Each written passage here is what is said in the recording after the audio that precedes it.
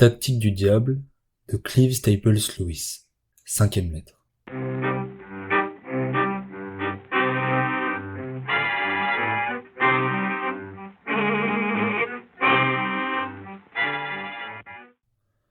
Mon cher Wormwood, il est un peu décevant d'attendre un compte-rendu détaillé de ta mission et de recevoir à la place la fumeuse rhapsodie qu'était ta dernière lettre.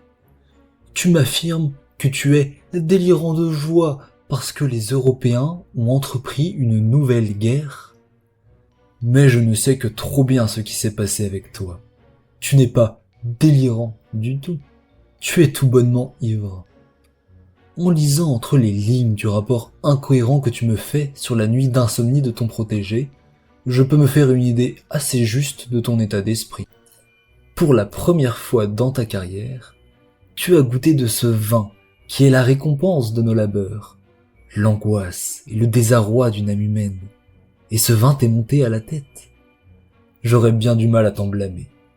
Je ne peux pas m'attendre à trouver une vieille tête sur de jeunes épaules. Ton protégé a-t-il réagi quand tu l'as terrorisé par certaines perspectives d'avenir? As-tu réussi à l'apitoyer sur lui-même en lui rappelant son heureux passé? A-t-il éprouvé certaines sensations désagréables dans la région de l'estomac? Tu as bien joué ton jeu, n'est-ce pas? Ma foi, c'est tout à fait naturel. Mais n'oublie pas, mon cher Wormwood, que le devoir passe avant le plaisir. Si le moindre laisser-aller de ta part nous fait, en fin de compte, perdre notre proie, tu languiras pendant toute l'éternité, après ce breuvage dont tu savoures en ce moment les premières gorgées. Si au contraire, par ta fermeté, ton sang-froid et ton application, tu parviens finalement à t'assurer son âme, elle sera à toi pour toujours. Cette coupe pleine à ras-bord de désespoir, d'horreur et de stupeur, et tu pourras la porter à tes lèvres aussi souvent que tu voudras. Ne permets donc pas à un enthousiasme momentané de te distraire de ta tâche essentielle qui consiste à saper la foi et à juguler les vertus. Dans ta prochaine lettre, fais-moi sans faute le récit détaillé des réactions de ton protégé à la nouvelle de la guerre, pour que nous puissions examiner s'il est préférable que tu en fasses un patriote ardent ou un pacifiste acharné. Les possibilités ne manquent pas, mais en attendant, je t'avertis, n'escompte pas trop d'une guerre. Bien sûr, une guerre est un moyen de se divertir.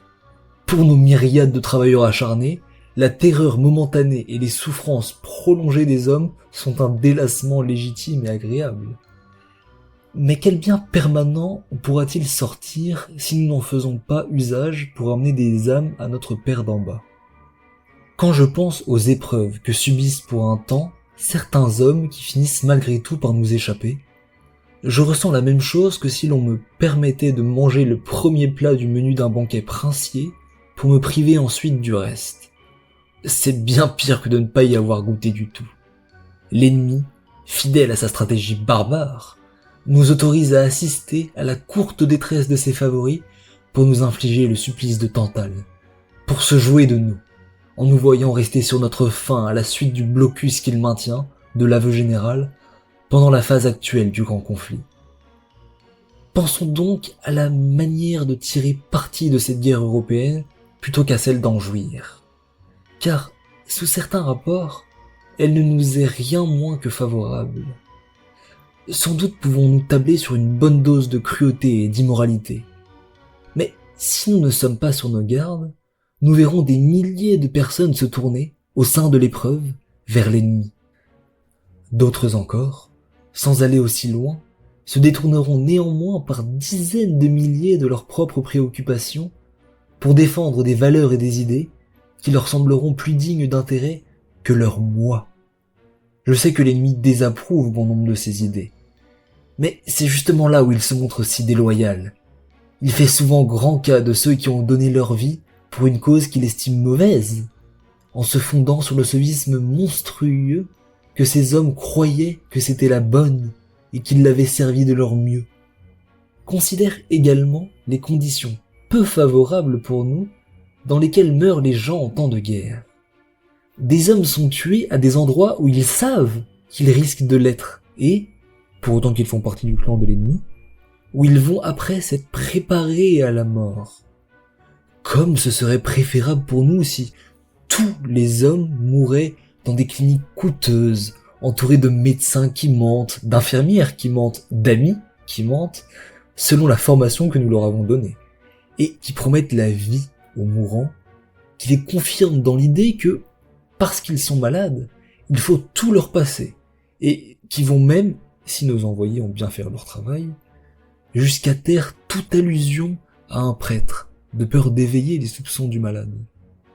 Et combien désastreux pour nous est ce rappel constant de la mort que la guerre impose aux hommes. L'une de nos meilleures armes, une mondanité satisfaite, n'est plus bonne à rien. En temps de guerre, personne ne croit plus qu'il restera éternellement sur Terre. Je sais que Scaptree et d'autres ont vu dans la guerre une magnifique occasion de s'attaquer à la foi, mais je pense qu'ils exagèrent. Les partisans de l'ennemi ont tous été prévenus que la souffrance était une partie essentielle de ce qu'il appelle la rédemption. Une foi qui peut être détruite par la guerre ou par quelque autre calamité ne vaut donc même pas l'effort pour la détruire. Je parle présentement d'une souffrance prolongée comme celle qu'engendre la guerre. Il va de soi qu'au moment où il est frappé par l'épouvante, le deuil ou la douleur physique, et que pour un temps sa raison est obscurcie, tu puisses attraper ton âme.